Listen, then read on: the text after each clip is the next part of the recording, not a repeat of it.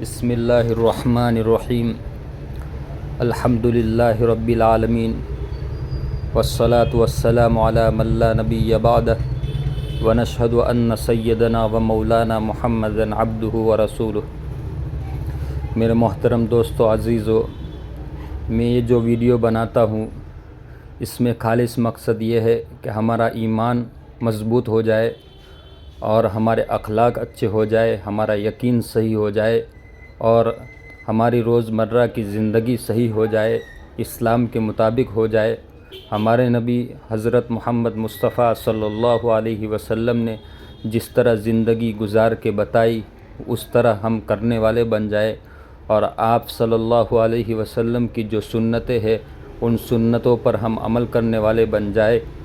اور جو میں وائس ریکارڈنگ جو اے آئی سے بناتا ہوں اس کا بھی ایک مقصد ہے کہ ٹائم کی کمی کی وجہ سے اے آئی سے بنا دیتا ہوں، لیکن اس میں کچھ الفاظ سمجھنے میں تکلیف ہوتی ہوگی، لیکن وہ کام کی باتیں ہوتی ہے، قرآن حدیث کی روشنی میں باتیں ہوتی ہے، تو دھیان لگا کر سنیں۔ اللہ تعالی ہم کو دنیا میں بھی ترقی عطا فرمائے اور دنیا بھی ہماری آسان فرمائے اور آخرت میں بھی کامیابی عطا فرمائے اور آخرت کی منزلوں کو آسان فرمائے، اور اللہ تعالی ہم سب انسانوں کو رشد اور ہدایت اور سیدھے رستے پر قائم فرمائے۔ اللہ تعالیٰ قرآن کریم میں فرماتے ہیں، اللہ اہدنا الصراط المستقیم، اللہم اہدنا الصراط المستقیم، اے اللہ ہمیں سیدھا راستہ بتا، صراط الذین انعمت علیہم، ان لوگوں کا راستہ جن پر انعام کیا۔ اور اسی کی تفسیر اللہ تعالیٰ قرآن کریم میں فرماتے ہیں، اولئک الذین انعم اللہ علیہم من النبیین والصدیقین والشہداء والصالحین وحسن اولئک رفیقا۔ نبیوں کا راستہ، صالحین کا راستہ، شہداء کا راستہ، تو یہ انبیاء کا راستہ۔ اللہ تعالیٰ ان راستوں پر ہمیں چلنے کی توفیق عطا فرمائے اور گناہوں سے بچائے، اور آنکھوں کا گناہ ہو یا دل کا گناہ ہو یا ظاہری بدن کا گناہ ہو یا باطنی گناہ ہو، گناہ ہے۔ اللہ تعالیٰ ہر گناہ سے ہماری حفاظت فرمائے، اور آج تک جتنے گناہ ہو گئے ان گناہوں کی اللہ سے ہم معافی مانگتے ہیں۔ اللہ تعالیٰ ہمارے گناہوں کو، صغیرہ کبیرہ ہر قسم کے گناہوں کو اللہ تعالیٰ ہمارے معاف فرمائے، آمین یا رب العالمین۔ انسان گھلٹیوں کے ساتھ پیدا ہوتا ہے اور گھلٹیوں کے ساتھ ہی جیتا ہے، کبھی نفس کے دھوکے میں، کبھی جذبات کے زور میں، کبھی دنیا کی چمک میں، اور کبھی اپنی ہی کمزوری کی وجہ سے وہ راستے پر چل پڑتا ہے جہاں گناہ آسان اور توبہ مشکل لگنے لگتی ہے۔ گناہ کا سب سے پہلا اثر دل پر ہوتا ہے، دل بھاری ہو جاتا ہے، سکون کم ہو جاتا ہے، اور ضمیر اندر ہی اندر آواز دیتا رہتا ہے۔ یہ آواز اس بات کی نشانی ہوتی ہے کہ دل ابھی زندہ ہے۔ جب بندہ گناہ کرتا ہے تو شیطان اسے گناہ پر نہیں بلکہ توبہ سے مایوس کرنے کی کوشش کرتا ہے۔ وہ کہتا ہے کہ تم بہت آگے نکل چکے ہو، اللہ تمہیں معاف نہیں کرے گا، اب واپس آنے کا کوئی فائدہ نہیں۔ لیکن یاد رکھو، اللہ کبھی بندہ کو مایوس نہیں کرتا، مایوسی اللہ کی طرف سے نہیں ہوتی۔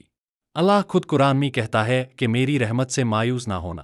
یہ اللہ کا کھلا پیغام ہے جو ہر گناہ گار کے لیے ہے۔ توبہ صرف الفاظ کا نام نہیں، توبہ دل کے پلٹ جانے کا نام ہے، توبہ شرم کا نام ہے۔ توبہ وہ آنسو ہے جو صرف اللہ دیکھتا ہے۔ جب بندہ سچے دل سے کہتا ہے کہ یا اللہ، میں غلط تھا، تو اللہ اسے دھکا نہیں دیتا بلکہ اپنی رحمت میں لے لیتا ہے۔ اللہ کو فرشتے نہیں چاہیے، اللہ کو وہ بندہ پسند ہے جو گر کر بھی اسی کی طرف پلٹ آتا ہے۔ گناہ دل کو سخت کرتا ہے اور توبہ دل کو نرم کرتی ہے۔ گناہ روح کو اندھیرا دیتا ہے اور توبہ روح کو روشن کرتی ہے۔ گناہ بندہ کو اللہ سے دور کرتا ہے اور توبہ بندہ کو اللہ کے قریب لاتی ہے۔ اللہ دور نہیں ہوتا، بندہ خود دور چلے جاتے ہیں، اور جب بندہ پلٹ کر ایک قدم اللہ کی طرف بڑھتا ہے تو اللہ اس کی طرف رحمت کے کئی قدم بڑھا دیتا ہے۔ رسول اللہ نے فرمایا کہ اللہ اپنے بندائی کی توبہ پر اس سے زیادہ خوش ہوتا ہے جیسے کوئی اپنی کھوئی ہوئی چیز پا کر خوش ہوتا ہے۔ سوچئے، ہم اپنی زندگی میں کتنی چیزوں پر خوش ہوتے ہیں، اور اللہ ہماری توبہ پر خوش ہوتا ہے۔ یہ اللہ کی رحمت کی انتہا ہے۔ توبہ ایک بار کا عمل نہیں، توبہ زندگی بھر کا سفر ہے۔ انسان گرتا ہے، سنبھلتا ہے، پھر گرتا ہے، پھر سنبھلتا ہے، جب تک بندہ ہر بار اللہ کی طرف پلٹ آتا رہے۔ اللہ کبھی تھکتا نہیں معاف کرتے کرتے، اللہ تھکتا نہیں، इंसान थक जाता है गुनाह करते करते। आज अगर दिल भारी है, अगर ज़मीर आवाज़ दे रहा है, अगर आंखों में आंसू आ रहे हैं, तो समझ लो ये अल्लाह की तरफ से दावत है।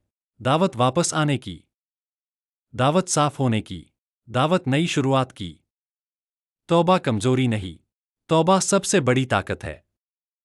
जो झुक जाता है अल्लाह उसे उठा लेता है। इसलिए आज, अभी, इसी वक्त दिल में सिर्फ इतना कह दो, या अल्लाह, मैं तेरा हूं और मैं वापस आ गया हूं। अल्लाह इस बात को कभी रद्द नहीं करता। आमीन।